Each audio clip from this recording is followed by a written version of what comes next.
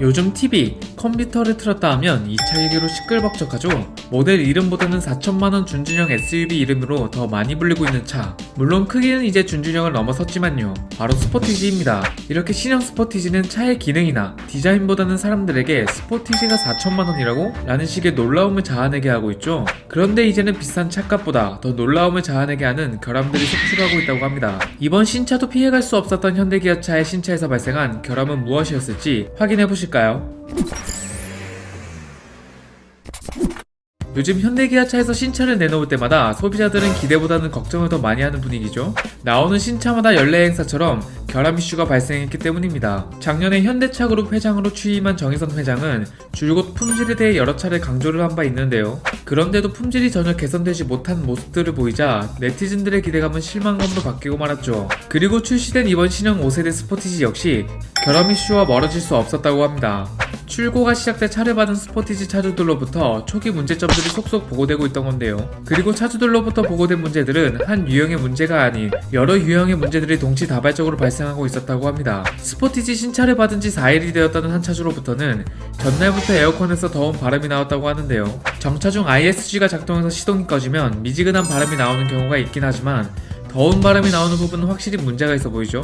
차주가 에어컨 불량을 겪은 때는 한창 날이 덥던 7월 말이었기에 차주의 불편함과 고통은 더 심각했다고 합니다. 이후 문제가 해결되었다는 보고는 아직 확인되지 않았고요. 에어컨 불량 말고도 발생한 문제는 역시나 조립 불량 문제가 있었는데요.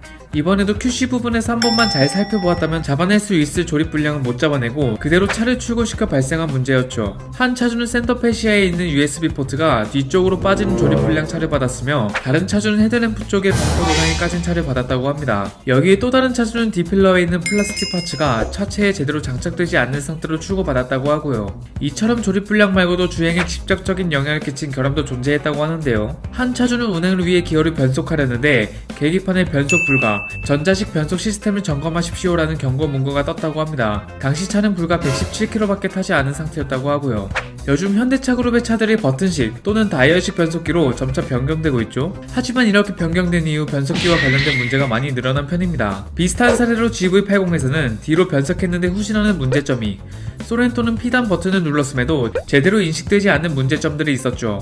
이외에도 신형 스포티지에서 발생한 문제는 계기판에 뜬금없이 안전 경고등이 떴다는 차주가 있는 반면 차에 문제가 있는 것 같아 진단기를 연결해보니 ECU 불량 코드가 떴다는 차주도 있었고요. 이렇듯 신형 스포티지에는 편의사양 불량은 물론 조립 불량, 안전에 직결되는 문제까지 다양하게 발생하고 있었는데요. 이제 정식 출시된 지 불과 한 달밖에 지나지 않았지만 이렇게 다양한 결함이 발생하는 것은 확실히 문제가 있어 보입니다. 스포티지의 경쟁 상대로 볼 수 있는 형제차 현대 투싼 역시 출시 초기 여러가지 문제점들이 발생하기도 했죠.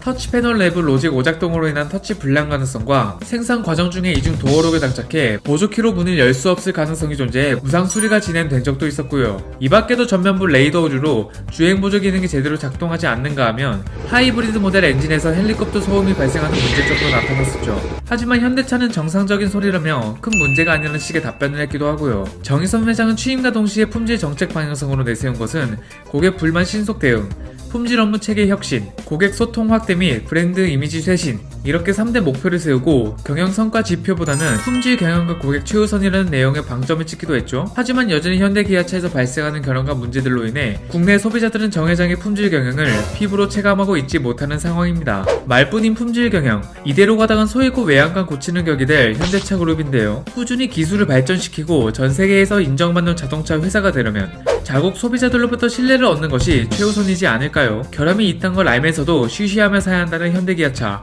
바뀔 수는 있는 걸까요? 오토포스트 이슈플러스였습니다.